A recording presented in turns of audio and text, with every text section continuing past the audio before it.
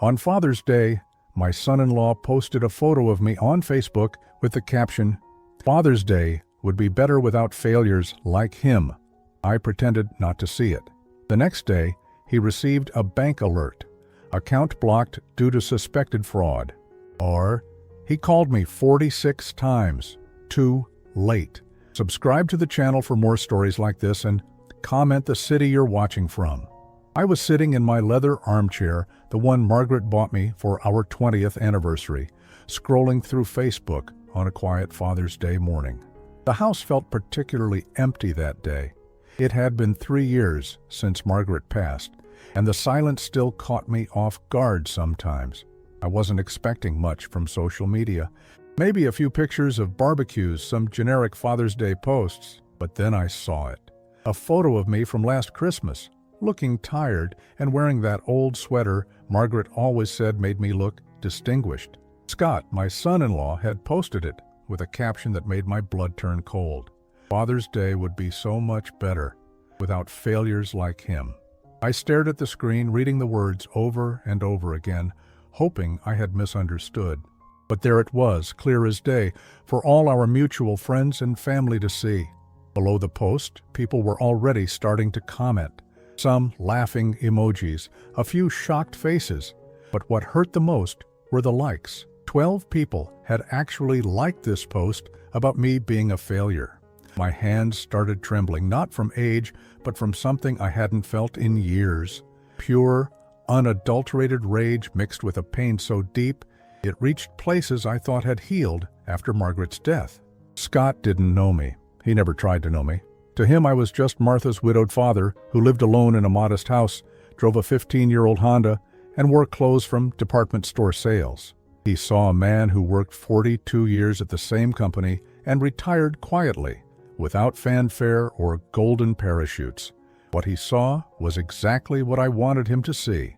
I set the phone down carefully on the side table, the same table where Margaret used to leave her reading glasses. My chest felt tight, like someone was squeezing my heart with both hands. This wasn't just about the insult, it was about everything Scott represented, everything he had taken from me without even realizing it. Martha had been Daddy's little girl once. She used to run to me when she scraped her knee, ask me to check for monsters under her bed, beg me to read her one more story before lights out. We had been a team, the three of us, Margaret, Martha, and me, against the world. Then Scott came along 7 years ago with his flashy car, his real estate job, and his promises of giving Martha everything she deserved. He wasn't wrong about that last part. Martha did deserve everything. But somewhere along the way, Scott had convinced her that everything included being embarrassed by her father. I remembered the last family dinner we had together 3 weeks ago. Scott had dominated the conversation, talking about his latest property deals, bragging about the commission he made on some mansion in the hills. When I tried to contribute something to the conversation, he would nod politely and then immediately change the subject back to himself.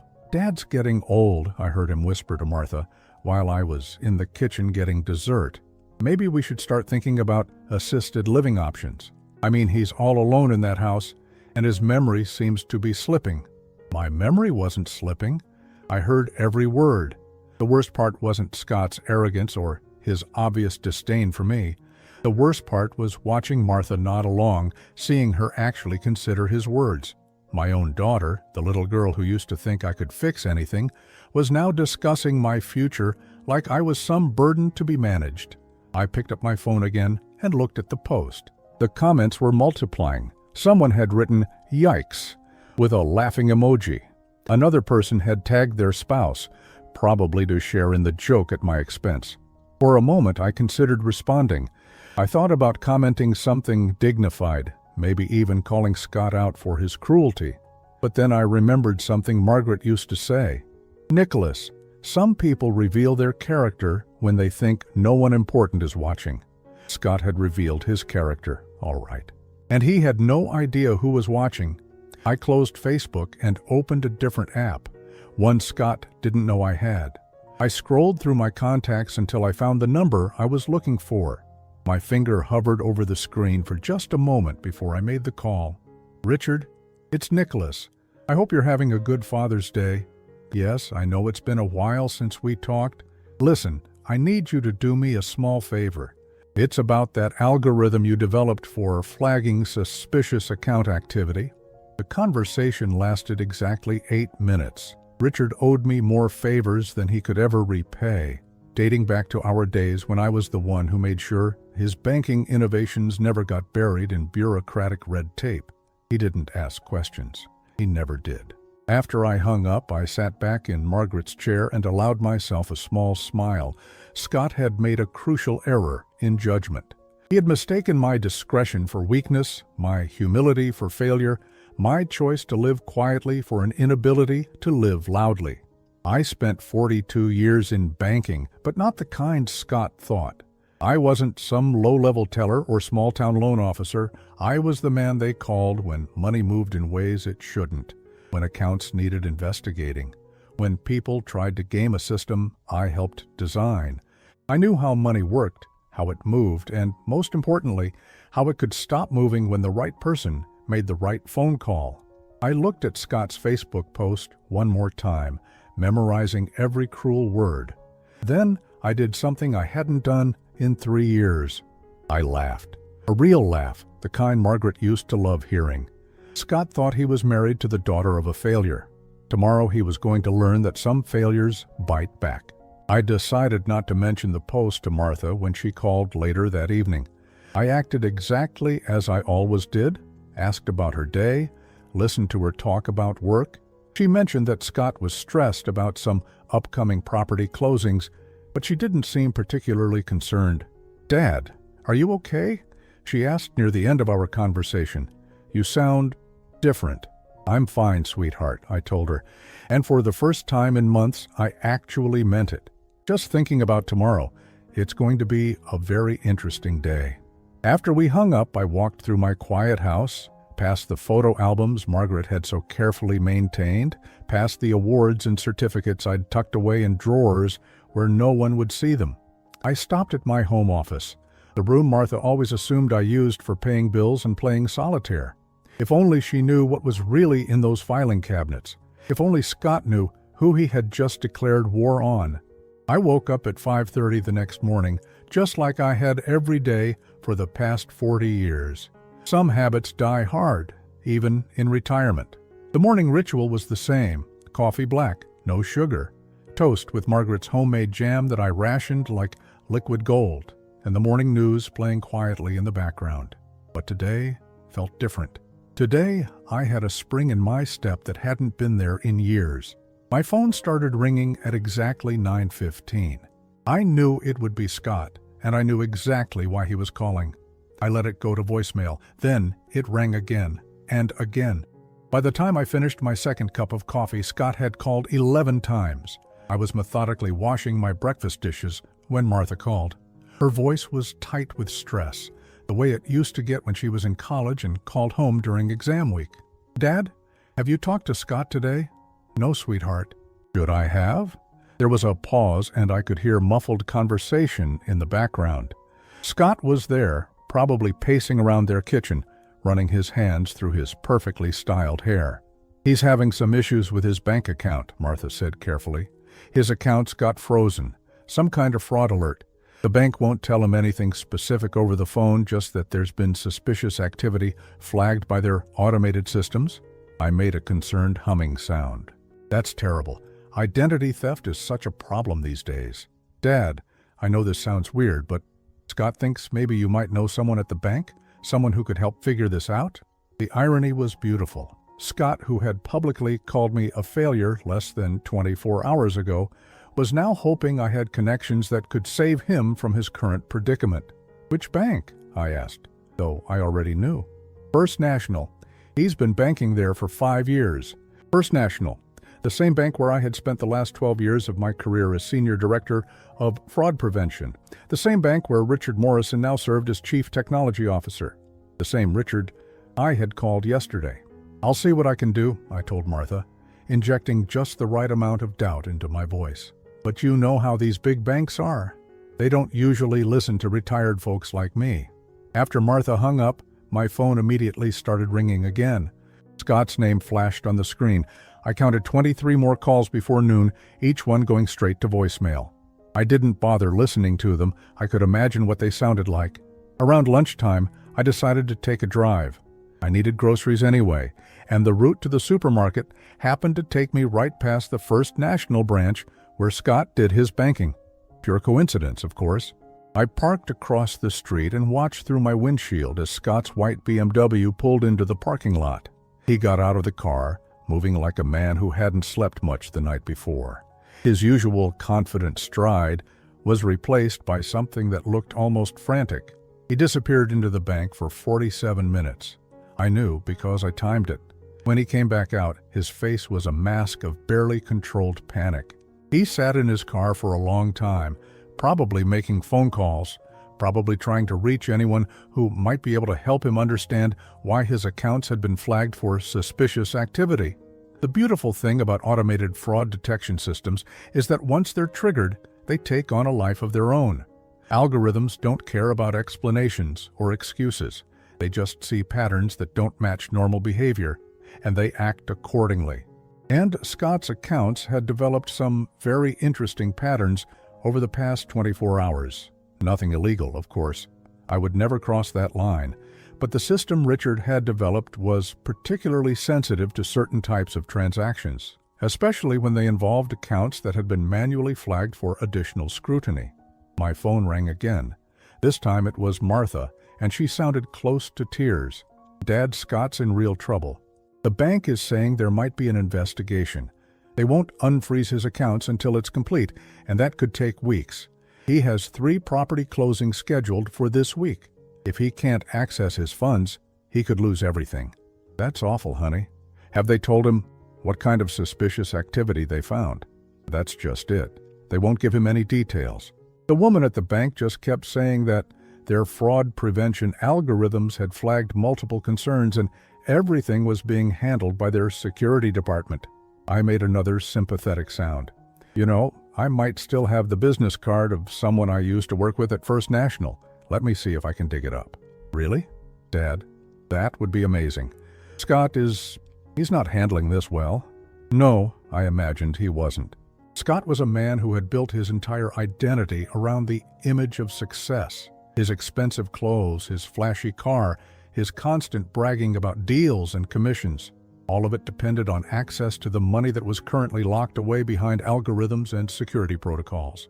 After promising Martha I would make some calls, I hung up and allowed myself another smile. Scott had spent years treating me like I was irrelevant, like my opinion didn't matter, like my presence was barely tolerated. Yesterday's Facebook post had just been the final insult in a long series of small humiliations. But Scott had made a crucial miscalculation. He had assumed that because I lived quietly, I was powerless. Because I dressed modestly, I was unsuccessful. Because I didn't brag about my past, I had nothing to be proud of. The truth was, I had connections Scott could never imagine. I knew people in banks across 3 states, people who owed me favors, people who remembered when I was the one who saved their careers or their institutions from disasters that could have ruined everything. I had chosen to retire quietly, to live modestly, to let people think whatever they wanted to think about me. It had been a conscious decision, one that Margaret and I had made together. We wanted a peaceful life, away from the pressures and politics of corporate banking. But peace didn't mean powerless. My phone rang a 39th time. Scott again. This time, I answered. "Hello, Scott." "Nicholas, thank God. Listen, I'm in serious trouble here, and Martha said you might know someone at First National who could help me figure this out." His voice was strained, desperate. All the arrogance from yesterday's post had evaporated, replaced by raw need. "I might know someone," I said slowly. "But Scott, I have to ask, is there anything you haven't told Martha? Anything that might explain why the bank's security systems would flag your accounts?" "No, nothing. I run a legitimate business. I pay my taxes. I have no idea why this is happening." "Well," I said, letting a long pause stretch between us, "these automated systems can be very sensitive. Sometimes they pick up patterns that look suspicious even when there's perfectly innocent explanation. Can you help me?" For the first time in 7 years, Scott was asking me for help, not tolerating my presence, not humoring his wife's father, but actually needing something from the man he had called a failure. "I'll make some calls," I told him, "but Scott, these things take time. Banking security isn't something that gets resolved with a phone call." "How much time?" "Hard to say. Could be days, could be weeks." I heard him suck in a sharp breath. "Weeks? Nicholas, I have closings this week. I have contracts. If I can't access my accounts—" "I understand the urgency," I said calmly. "I'll do what I can." After I hung up, I sat in my car for a few more minutes, watching the bank where Scott's financial life was currently being held hostage by algorithms and security protocols. Tomorrow, he would probably try calling me again. He would probably become even more desperate, more willing to do whatever it took to get his money back. But I wasn't done teaching him lessons yet. Scott wanted to know what failure looked like. He was about to get a very thorough education. On the third day of Scott's banking nightmare, Martha showed up at my door unannounced. I was in my study, reviewing some old files, when I heard her key turning in the lock. She still had the spare key from when Margaret was sick, and old habits die hard. "Dad?" she called out, her voice echoing through the house. "In here, sweetheart." She found me surrounded by what probably looked like organized chaos to her. File folders, old business cards, notebooks filled with my careful handwriting. I had been deliberately leaving these things out, knowing that sooner or later Martha would visit and start asking questions. "What's all this?" she asked, picking up a leather portfolio with my initials embossed in gold. "Just some old work stuff," I said casually. "I was looking for that business card I mentioned. The contact at First National." Martha opened the portfolio and froze. Inside was a letter of commendation from the Federal Banking Commission, dated 12 years ago. Her eyes scanned the formal language, the official letterhead, the signature of someone whose name she probably recognized from financial news reports. "Dad, what is this?" I had been waiting for this moment for 3 days, planning exactly how to reveal the truth. Not all of it, of course. Some secrets were better kept buried, but enough to make her understand that her father was not the man Scott thought he was. "Sit down, Martha." She sank into Margaret's old reading chair, still clutching the portfolio. "This says you were Senior Director of Fraud Prevention at First National. It says you developed new protocols that saved the bank over $50 million in prevented losses." "I did. But you always told me you worked in middle management. You said you pushed papers and attended boring meetings." I leaned back in my desk chair, studying my daughter's face. She looked exactly like Margaret when she was trying to solve a puzzle, her brow furrowed in concentration, her lips pressed together in a thin line. "I did push papers, very important papers, and the meetings were often boring, but they dealt with some very interesting problems." Martha flipped through more documents, bank reports with my signature, correspondence from the Treasury Department, a photograph of me shaking hands with the governor at some banking industry award ceremony, both of us smiling for the cameras. "Why didn't you tell me?" It was the question I had been dreading and anticipating in equal measure. "How do you explain to your daughter that you spent decades building a reputation in an industry that was often cutthroat and political, only to walk away from it all because you wanted something different? How do you tell her that you chose to be seen as ordinary because extraordinary came with a price you weren't willing to pay?" "Your mother and I made a decision when you were young," I said slowly. "We wanted you to have a normal childhood. Not the kind where your father was always traveling, always working late, always dealing with crises that could make or break entire financial institutions. So you quit?" "I didn't quit. I changed roles. I moved into consulting, worked from home more, made less money but had more time. When you graduated college, I retired completely." Martha was quiet for several minutes, processing this information. I could see her mind working, connecting dots, remembering conversations we'd had over the years where things hadn't quite added up. "The house," she said suddenly. "This house is worth way more than someone in middle management could afford. We bought it in 1987 before the area developed. But yes, we also had other income." "How much other income?" I hesitated. This was the part I hadn't wanted to get into, the part that would change how Martha saw everything. When I retired, my pension was considerable, plus stock options, consulting fees, and some investments your mother and I made over the years. We were comfortable. How comfortable? Martha, that's not really important. Dad. Her voice had taken on a tone I hadn't heard since she was 16 and demanding to know why she couldn't go to some party. How comfortable? I sighed and opened my laptop. A few clicks brought up my bank statement, the one from the private wealth management firm that handled my retirement accounts. I turned the screen toward her. Martha's eyes widened. Dad, this shows a balance of over $2 million. That's just one account. One account? Her voice cracked. How many accounts do you have? Several. She was staring at me like I was a stranger. You're rich. You're actually rich. And you've been living like... Like what?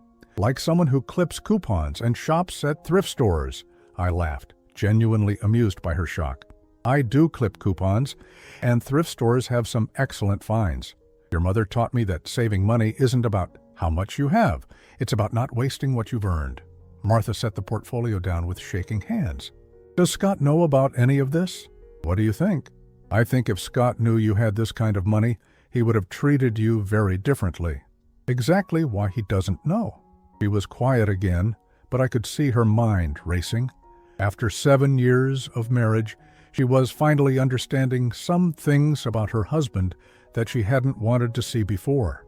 The Facebook post, she said suddenly. What about it? You saw it.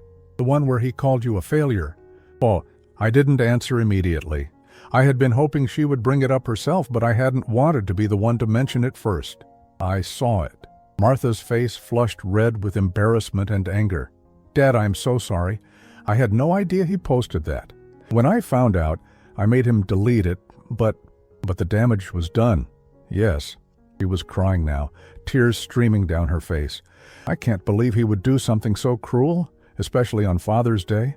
I moved to the couch and sat beside her, putting my arm around her shoulders the way I used to when she was small and had scraped her knee or lost a toy. Sweetheart, Scott's opinion of me doesn't change who I am or what I've accomplished. I stopped caring what people thought about me a long time ago. But it's not just his opinion, Dad. I've been embarrassed by you too. Scott would make comments about your old car and your clothes, and instead of defending you, I just agreed with him. This confession hurt more than Scott's Facebook post ever could, but it also explained so much about the distance that had grown between us over the past few years. Why, Martha? What did I do that embarrassed you? Nothing, she said quickly. That was the problem. You never did anything. You just existed. When Scott and I would talk about our goals, our ambitions, what we wanted to accomplish, you seemed so content to just watch TV and read books. It felt like you had given up on life after Mom died. I see. But you hadn't given up. You had already accomplished more than Scott and I ever will, and you just chose not to talk about it. I chose a lot of things, Martha. I chose to let people underestimate me. I chose to live quietly. I chose to value time over recognition. Your mother and I, we had seen what the pursuit of status and image could do to families. We wanted something different. Martha wiped her eyes with the back of her hand. Scott's still in trouble, isn't he? With the bank. Yes? Do you know why? I stood up and walked back to my desk, where several manila folders were arranged in neat stacks. I had been preparing for this conversation for days, deciding exactly what to reveal and what to keep hidden. Martha, what I'm about to tell you needs to stay between us. Can you promise me that? She nodded, though I could see the fear in her eyes. Scott's accounts were flagged because someone with access to the bank's fraud prevention system marked them for additional scrutiny. The algorithms found patterns that suggested possible money laundering or tax evasion. But he's not doing either of those things, right? I pulled out a thick folder and set it on the coffee table between us. That depends on how you define money laundering. Martha stared at the folder like it might bite her. What is that? 3 years of research into your husband's business practices. Her face went pale. You investigated Scott?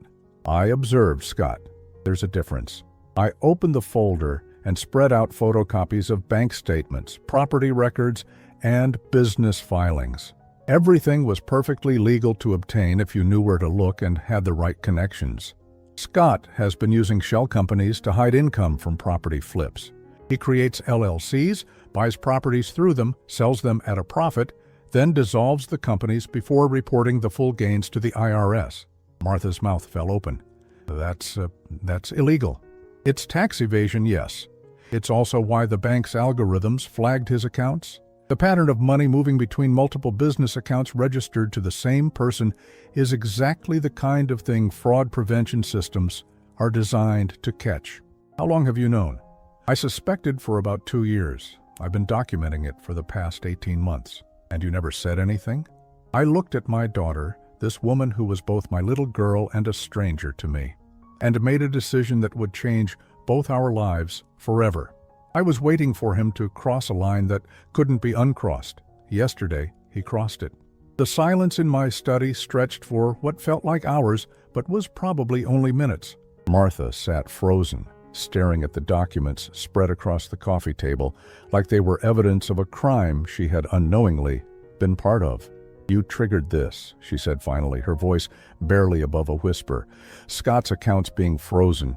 That wasn't some random algorithm. You made this happen." I nodded slowly. "I made a phone call to someone I used to work with.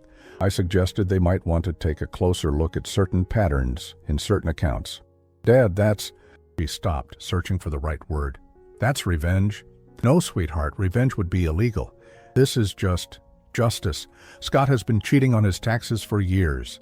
The bank's fraud prevention system was always going to catch up with him eventually. I just moved up the timeline." Martha stood up abruptly, pacing to the window that looked out onto the small garden Margaret had planted years ago. The roses were blooming, just like they did every spring, indifferent to the human drama unfolding inside. How much trouble is he in? Legally, if the IRS decides to audit him based on the bank's report, he could face significant penalties. We're talking about unreported income in the hundreds of thousands of dollars over 3 years. And financially, his accounts will remain frozen until the investigation is complete. That could take weeks or months. Any deals he has pending will fall through. His reputation in real estate will be damaged, possibly beyond repair. She turned back to face me, and I was struck by how much she looked like Margaret when she was angry. The same set to her jaw, the same fire in her eyes. You could have just talked to him, warned him, given him a chance to make things right. Could I? I picked up one of the folders and pulled out a printed email. "This is from Scott to his business partner, dated 6 months ago. Read the 3rd paragraph."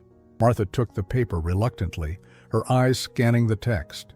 I watched as her expression changed from defensive to shocked to something approaching disgust. "He's talking about me," she said quietly. "Read it out loud." "The old man is getting suspicious about the property transfers. Martha mentioned that he asked some questions about the LLC structures. We need to be more careful about keeping business separate from family stuff. The last thing we need is some retired nobody sticking his nose where it doesn't belong." She set the paper down with trembling hands. "He called you a retired nobody. That's not the worst part. Keep reading. If push comes to shove, we can always play the senility card." Martha's already worried about his memory slipping. Wouldn't be hard to convince her that her old man is losing it and needs to mind his own business. Martha sank back into the chair, her face pale. "He was going to make me think you were getting dementia. If you asked too many questions about his business, he was going to convince me that you were losing your mind. It's a common tactic. Discredit the person asking uncomfortable questions by making others doubt their mental capacity. This is who I married." It wasn't a question. It was a statement of horrified realization. "I'm afraid so." Martha was quiet for several minutes, processing everything she had learned. I could see her mind working through years of memories, reinterpreting conversations and situations in light of this new information. "There's more, isn't there?" she asked finally. I hesitated. What I was about to show her would fundamentally change how she saw her marriage, her life, possibly herself. But she had a right to know. "There's a woman," I said simply. Martha's breath caught. "What?" I pulled out another folder, this one thinner, but somehow more devastating. "Her name is Jessica Chen. She's a real estate agent Scott has been working with on several properties." "Working with, or..." "I have photographs." Martha closed her eyes. "I don't want to see them." "You don't have to, but you should know that this has been going on for over a year. They've taken 3 weekend trips together, supposedly for business conferences.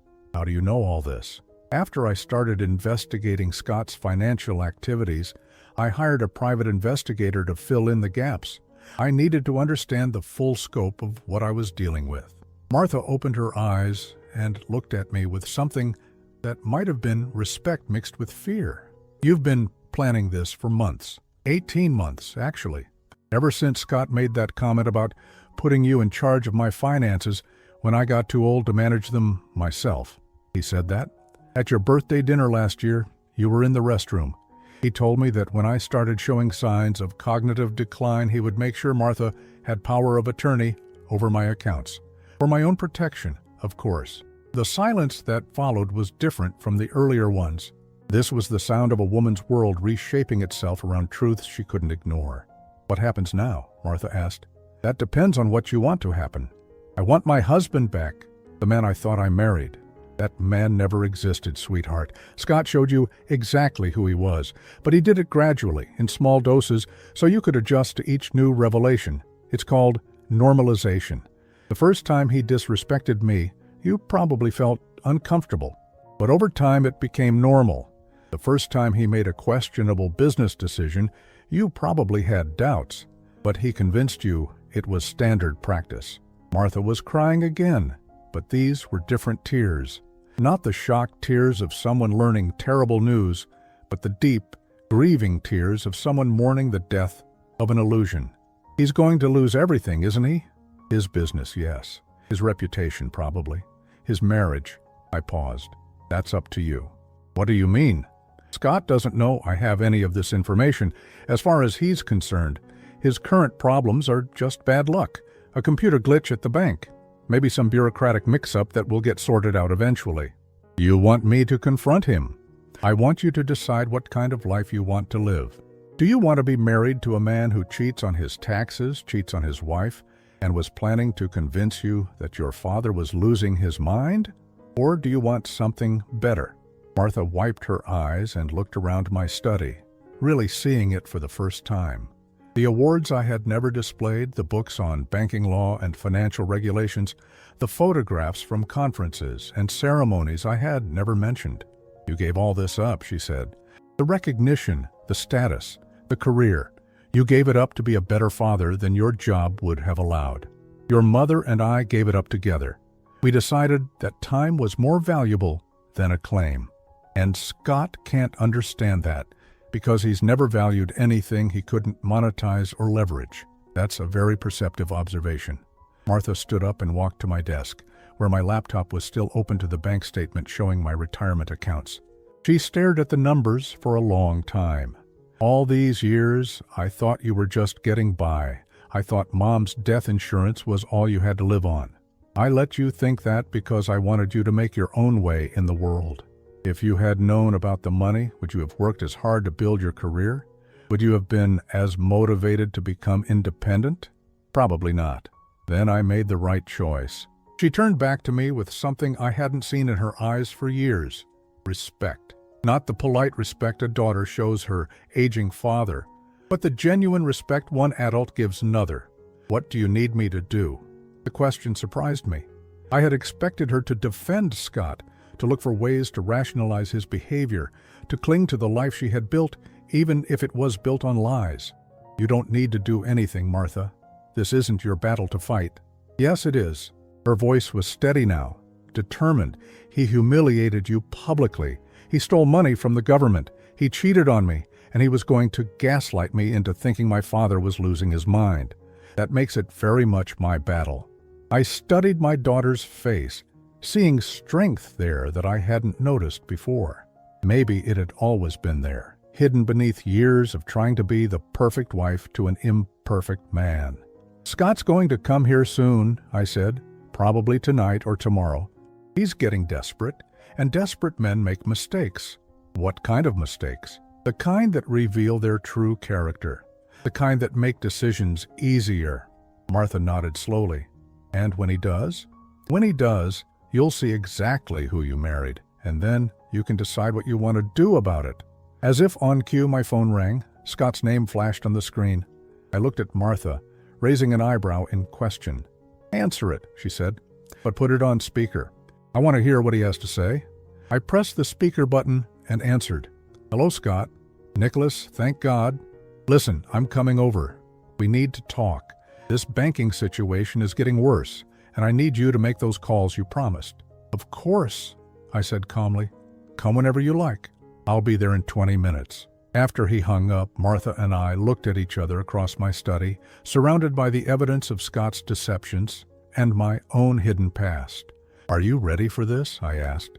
Martha straightened her shoulders, and for a moment she looked exactly like Margaret did on the day we decided to change our lives forever. "I've been ready for this conversation for 7 years, she said. "I just didn't know it yet." Scott arrived in exactly 19 minutes, his BMW screeching into my driveway with the kind of reckless urgency that told me everything I needed to know about his state of mind. Martha had positioned herself in the kitchen where she could hear everything but remain out of sight until the right moment. I opened the door before he could knock. Scott looked like he hadn't slept in days. His usually perfect hair was disheveled, his expensive shirt wrinkled, and there was a wild look in his eyes that I recognized from my banking days. The look of a man whose carefully constructed world was collapsing around him. "Nicholas, thank you for agreeing to see me," he said, brushing past me into the living room. "I know we haven't always seen eye to eye, but I really need your help here." "Of course," I said, closing the door behind him. "Can I get you something to drink? Coffee? Water?" No time for that." Scott was pacing now, his hands running through his hair repeatedly. "This banking situation is spiraling out of control. They're not just freezing my accounts anymore. They're talking about turning everything over to federal investigators." I settled into my armchair, projecting calm concern. "Federal investigators? That sounds serious." "It is serious. They're saying there might be tax implications, that the patterns in my accounts suggest unreported income. But that's impossible. I report everything through my accountant." "I'm sure you do," I said evenly. "These automated systems can be very aggressive. Sometimes they flag legitimate business activities that just happen to match certain suspicious patterns." Scott stopped pacing and turned to face me directly. "That's exactly what I told them. But they won't listen. The woman at the bank keeps saying that once the fraud prevention algorithms flag an account, there's nothing she can do until the security department clears it. And how long might that take? Weeks, maybe months." Scott's voice cracked slightly. "Nicholas, I have 3 major deals closing this week. I've already had to postpone 2 of them. If I can't access my funds by Friday, I'm going to lose deposits totaling over $40,000. I made an appropriately sympathetic sound. That would be devastating. It would be more than devastating. It would be the end of my career. Word gets around fast in real estate. If people think I'm under federal investigation for tax evasion, no one will work with me." "Tax evasion is a very serious accusation," I said carefully. "I'm sure there's been some mistake." Scott collapsed onto the couch, putting his head in his hands. "I keep going over everything in my mind. Every transaction, every deal, every business decision I've made in the past 3 years. I can't figure out what could have triggered this." "Well," I said slowly, "sometimes these things aren't about any single transaction. Sometimes they're about patterns. The way money moves between accounts, the timing of certain transfers, the structure of business relationships." Scott looked up sharply. "What do you mean?" "I mean that modern banking systems are very sophisticated. They don't just look at individual transactions. They look at the big picture, how money flows through interconnected accounts, especially when those accounts are controlled by the same person or entity." I could see Scott's mind working, trying to process what I was telling him without fully understanding the implications. "Nicholas, I need you to be straight with me. Do you think you can help me or not? I know you said you might know someone at First National, but I need to know if that's real or if you were just trying to be polite." This was the moment I had been waiting for, the moment when Scott would reveal exactly who he thought I was and what he believed I was capable of. "Scott, before I make any calls on your behalf, I need to ask you something, and I need you to be completely honest with me." "Okay. Is there anything in your business practices that might legitimately concern federal investigators? Any creative interpretations of tax law? Any structures designed to minimize reportable income?" Scott's face went pale. Why would you ask me that? Because if I'm going to put my reputation on the line by calling in favors, I need to know what I'm dealing with. If there's even a chance that you've done something questionable, I need to know now. The silence stretched between us. I could see Scott weighing his options, trying to decide how much to reveal, how much he could trust me with. There might be some technical violations, he said finally. Nothing major, just some timing issues with when certain profits were reported, the kind of thing that happens all the time in real estate. Timing issues? Look, the tax code is incredibly complex, okay? Sometimes you have to make judgment calls about when to recognize income, especially when you're dealing with multiple properties and LLCs. My accountant handles all of that. I nodded thoughtfully. I see. And these LLCs, they're all properly registered and documented? Of course they are. I'm not an amateur, Nicholas. No, of course not. It's just that these banking algorithms are particularly sensitive to certain patterns involving multiple business entities. Shell companies, for example, or LLCs that exist only to hold property for short periods before being dissolved. Scott was staring at me with growing alarm. How do you know so much about banking algorithms? Before I could answer, Martha stepped into the room from the kitchen. Scott jumped up from the couch, clearly surprised to see her. Martha, what are you doing here? I live here now, she said simply, with my son. What do you mean you live here? Our house is 10 minutes away. Martha walked over to stand beside my chair, her hand resting on my shoulder. I left, Scott, 3 days ago, while you were at the bank trying to figure out why your accounts were frozen. Scott's mouth fell open. Left? What do you mean left? I mean, I packed my things and our baby's things, and I moved in with my father. I filed for separation yesterday. The color drained completely from Scott's face. Martha, what are you talking about? We can work through this banking problem. It's just a temporary setback. It's not about the banking problem, Scott. Then what? What could possibly be so serious that you'd leave without even discussing it? Martha looked down at me, and I nodded slightly. We had agreed that she would handle this part, that Scott needed to hear certain truths from his wife, not from me. It's about the Facebook post, Martha said quietly. Scott blinked.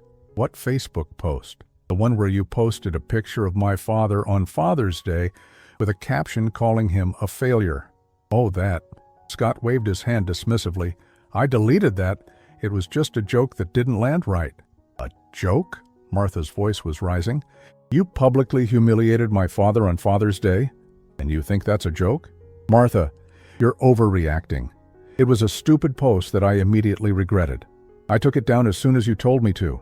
After 12 people liked it, after our friends and family saw it and laughed along with you.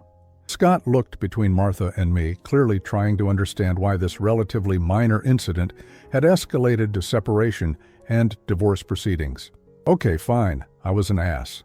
I posted something mean-spirited and stupid. I'm sorry. Nicholas, I apologize for that post. It was wrong of me. I nodded graciously. Thank you for the apology, Scott. Good. So we can move past this now, right? Martha, come home. We'll deal with the banking thing together, and I promise to be more respectful of your father. Martha shook her head. It's not just about the post, Scott. It's about who you are. It's about who you've always been and how long it's taken me to see it clearly. I don't understand. My father isn't the failure you think he is, Martha said, her voice steady and strong. He's not some retired middle manager who barely gets by on a pension. Scott glanced at me, then back at Martha. What are you talking about? Tell him, Dad. I leaned forward in my chair, meeting Scott's eyes directly. I spent 42 years in banking, Scott. Not as a middle manager. As Senior Director of Fraud Prevention at First National Bank. Scott's face went through a series of expressions as he tried to process this information. Confusion, disbelief, and finally a dawning horror as the implications became clear. You're lying, he said, but his voice lacked conviction. I developed the algorithmic fraud detection system that's currently holding your accounts hostage, I continued calmly. I trained the people who are investigating your business practices. I wrote the protocols that flag exactly the kind of shell company structures you've been using to hide income. Scott sat down heavily, his legs apparently unable to support him anymore. You did this to me. No, Scott. You did this to yourself. I just made a phone call to ensure that your activities received the attention they deserved. You ruined me. You ruined yourself the moment you decided to cheat on your taxes. I just accelerated the timeline. Scott's shock was rapidly turning to anger. You vindictive old bastard! You destroyed my life because of a stupid Facebook post? I didn't destroy your life, Scott. I revealed it. There's a difference. Scott turned to Martha, his expression desperate. You can't believe this. He's lost his mind. He's making this up to get revenge for some imagined slight. Martha pulled out one of the folders from my study and set it on the coffee table. I've seen the evidence, Scott. All of it. The tax evasion, the shell companies, the unreported income. That's not... Scott started to protest, then stopped as he saw what was in the folder. Bank statements, business filings, email correspondence, all the documentation I had been gathering for 18 months. There's more, Martha said quietly. Jessica Chen. If Scott had looked shocked before, now he looked absolutely stricken. How do you... Dad hired a private investigator. I've seen the photographs, Scott. The hotel receipts, the credit card statements from your romantic getaways. Scott was silent for a long moment, staring at the evidence of his double life spread out before him. When he finally spoke, his voice was barely above a whisper. How long have you known? About the affair? 3 hours? About the tax evasion? About the fact that you were planning to convince me that my father was losing his mental capacity if he asked too many questions about your business? Also 3 hours. Scott's head snapped up. Martha, I can explain. No, she said firmly. You can't. There's no explanation that makes any of this acceptable. There's no excuse that justifies what you've done to my father, to me, to our marriage. Scott looked around the room like a trapped animal, searching for an escape route that didn't exist. Finally, his gaze settled on me. What do you want? He asked. Money? I'll pay you whatever you want to make this go away. I laughed, genuinely amused. Scott, you still don't understand, do you? I don't want your money. I don't need anything from you. Then what? I want you to face the consequences of your choices. I want Martha to see who she really married, and I want you to understand that actions have repercussions, even when you think nobody important is watching. Scott stared at me for several seconds, then turned to Martha one last time. Please don't do this. We can work through this together. I'll get counseling, I'll change, I'll do whatever it takes. Martha's answer was quiet but final. You already did whatever it took, Scott. You just did it to hurt people instead of help them. 6 months later, I was sitting in my garden on a crisp October morning, watching my grandson take his first wobbly steps across the grass. Little Michael had Martha's determination and Margaret's smile, and every day with him felt like a gift I hadn't expected to receive. Martha emerged from the house carrying 2 cups of coffee, her face peaceful in a way I hadn't seen since before she married Scott. The divorce had been finalized 2 weeks ago, and while it hadn't been easy, it had been necessary.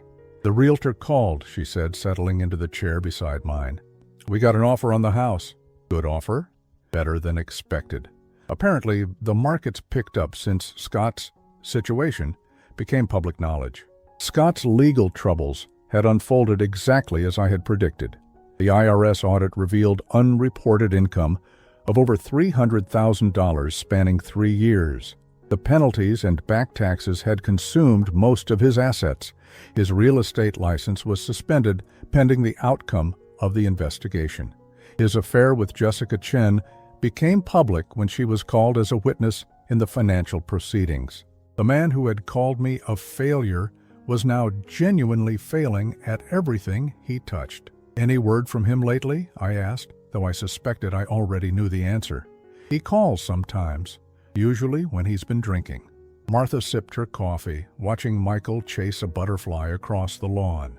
He still thinks this is all your fault, that you somehow orchestrated his downfall out of petty revenge. What do you tell him?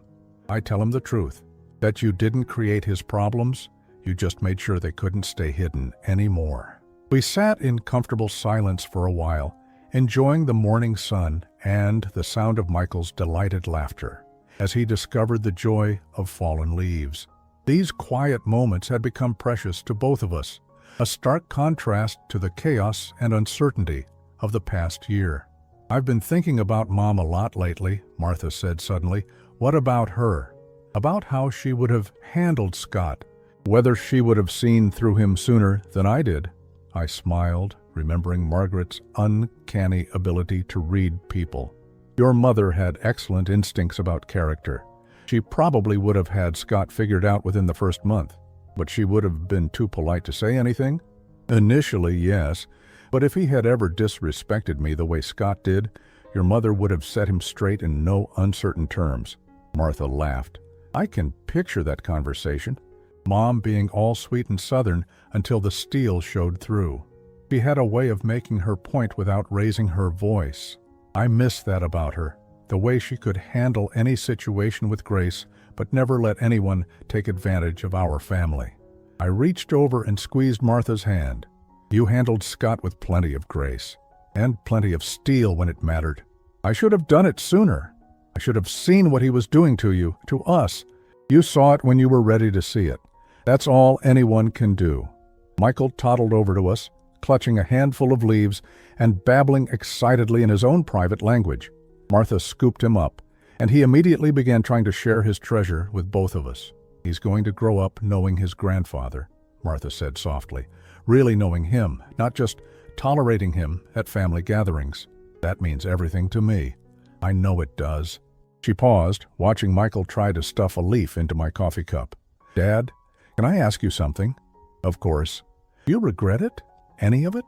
The way you handled Scott, the investigation, letting me go through all those years of marriage without warning me?" It was a question I had asked myself many times over the past months. Had I done the right thing? Had I protected Martha? Or had I prolonged her suffering by not intervening sooner? "I regret that you were hurt," I said finally. "I regret that Michael will grow up in a broken home, at least initially. But I don't regret exposing Scott's true character, and I don't regret giving you the information you needed to make your own decisions, even though it destroyed my marriage." "Martha, your marriage was already destroyed. Scott destroyed it with his lies, his cheating, his fundamental disrespect for you and your family. I just made sure you could see the damage clearly enough to do something about it." She nodded slowly. "I know you're right. It still hurts sometimes. The waste of it all. 7 years of my life building something that was never real. It wasn't all wasted. You have Michael. You have the strength you discovered during this process. You have a clearer understanding of your own worth and what you will and won't accept in relationships. And I have my father back. You always had your father, sweetheart. You just forgot for a while." Michael had grown bored with our adult conversation and wandered back to the garden, where he was now attempting to dig a hole with his bare hands. Martha and I watched him work, both of us smiling at his determined effort. "The forensic accountant called yesterday," Martha said.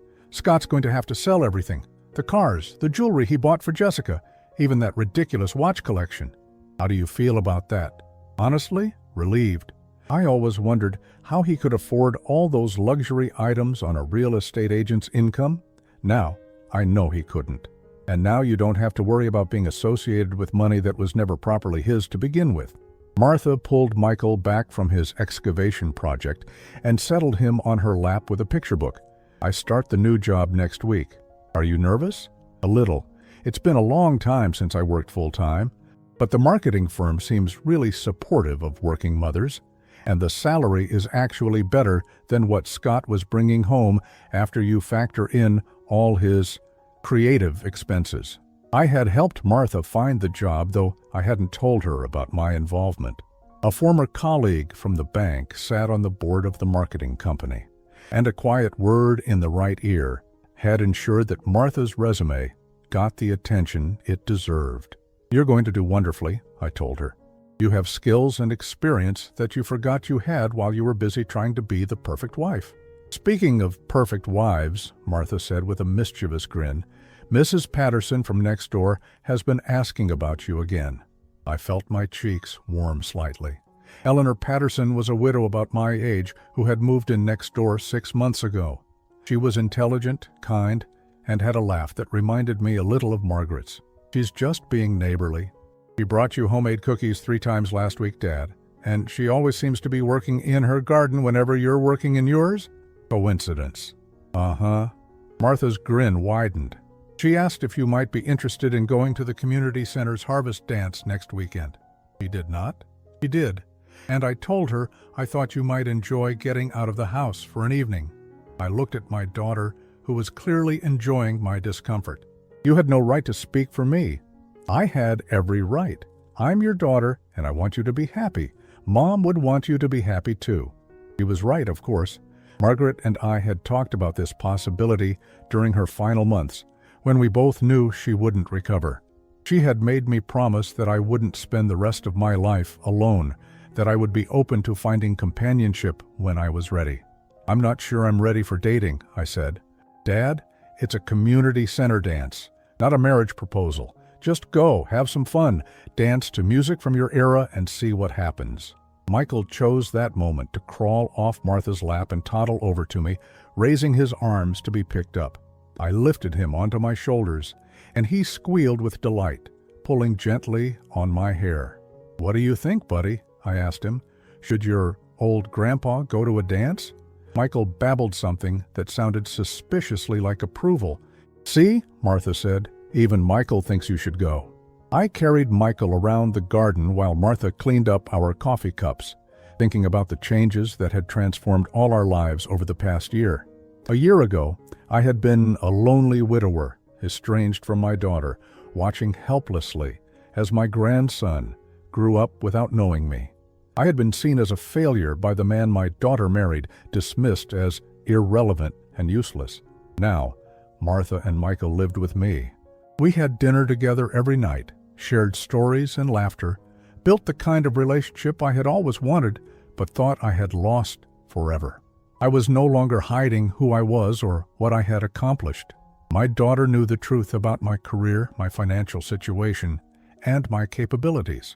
More importantly, she knew that I had always been willing to fight for our family, even when that fight required patience and careful planning rather than direct confrontation. Scott had learned that underestimating people can be a costly mistake. He had assumed that because I lived quietly, I was powerless. Because I didn't boast about my achievements, I had none worth mentioning. Because I tolerated his disrespect, I would continue to do so indefinitely. He had been wrong on all counts. Dad? Martha's voice interrupted my thoughts. Eleanor is in her garden. She's waving at you. I looked across the fence and saw Eleanor Patterson tending to her rose bushes. When she noticed me looking, she smiled and raised her hand in greeting. I found myself smiling back and raising my own hand in response. She seems very nice, I admitted. She is, and she makes excellent apple pie. Your mother made excellent apple pie. Mom's not coming back, Dad. That doesn't mean you have to spend the rest of your life alone. I set Michael down and watched him immediately resume his important work of rearranging the garden soil. This little boy would grow up knowing his grandfather, would have stories to tell about the man who helped raise him, would never wonder whether he was loved or valued. That alone made everything worthwhile. All right, I said finally. Call Eleanor and tell her I'd be honored to accompany her to the harvest dance. Martha's face lit up with joy. Really? Really? But I'm warning you now, if this turns into a disaster, I'm blaming you entirely. Deal? But Dad. Yes? I don't think it's going to be a disaster. I think it's going to be exactly what you need. As I watched my daughter and grandson playing in the garden where Margaret had planted her roses, where Eleanor was tending her own flowers just next door, I realized that Martha was probably right. Scott had tried to diminish me, to make me small and insignificant in my own family. Instead, he had given me the opportunity to show both Martha and myself that I was stronger than anyone had imagined. Sometimes the best revenge isn't getting even. Sometimes it's building something better from the ashes of what others tried to destroy. And sometimes, if you're very lucky, you get to do it surrounded by the people who matter most.